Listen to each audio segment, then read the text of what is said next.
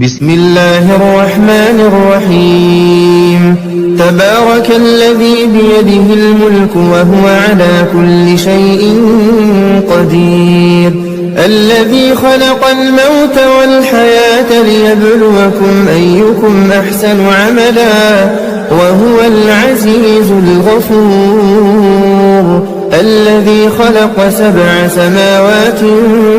طباقا ما ترى في خلق الرحمن من تفاوت فارجع البصر هل ترى من فطور ثم ارجع البصر كرتين ينقلب إليك البصر خاسئا وهو حسير ولقد زينا السماء الدنيا بمصابيح وجعلناها رجوما للشياطين وأعتدنا لهم عذاب السعير وللذين كفروا بربهم عذاب جهنم وبئس المصير إذا ألقوا فيها سمعوا لها شهيقا وهي تفور تكاد تميز من الغيظ كلما ألقي فيها فوج سألهم خزنتها ألم يأتكم نذير قالوا بلى قد جاءنا نذير فكذبنا وقلنا ما نزل الله من شيء إن أنتم إلا في ضلال كبير وقالوا لو كنا نسمع أو نعقل ما كنا في أصحاب السعير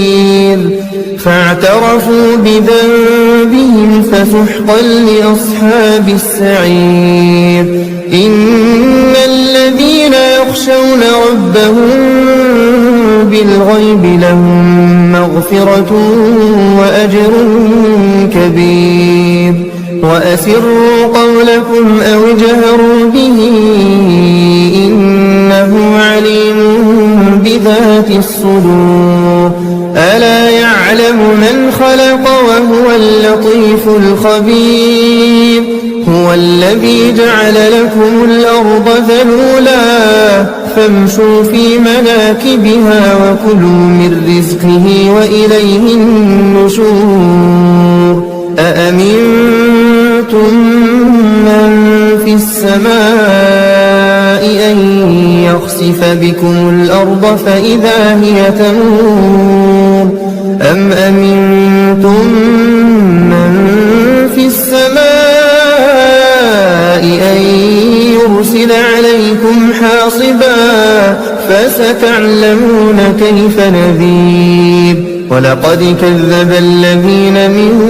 قبلهم فكيف كان نكير أولم يروا إلى الطير فوقهم صافات ويقبضن ما يمسكهن إلا الرحمن إنه بكل شيء بصير أمن هذا الذي هو جند لكم ينصركم من دون الرحمن إن الكافرون إلا في غرور أمن هذا الذي يرزقكم إن أمسك رزقه بل لجوا في عتو ونفور أفمن يمشي مكبا على وجهه أهدى أمن يمشي سويا على صراط مستقيم قل هو الذي أنشأكم وجعل لكم السمع والأبصار والأفئدة قليلا ما تشكرون قل هو الذي ذرأكم في الأرض وإليه تحشرون ويقولون متى هذا الوعد إن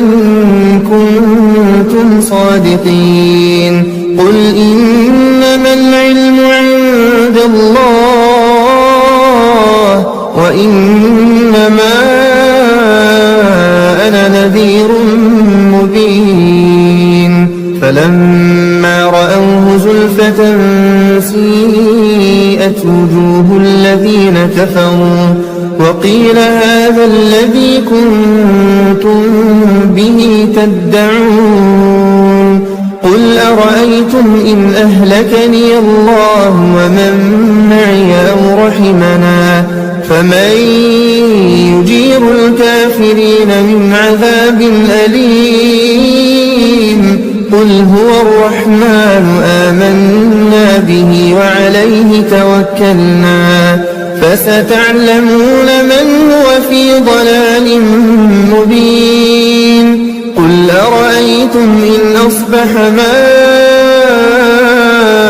ماؤكم غورا فمن يأتيكم بماء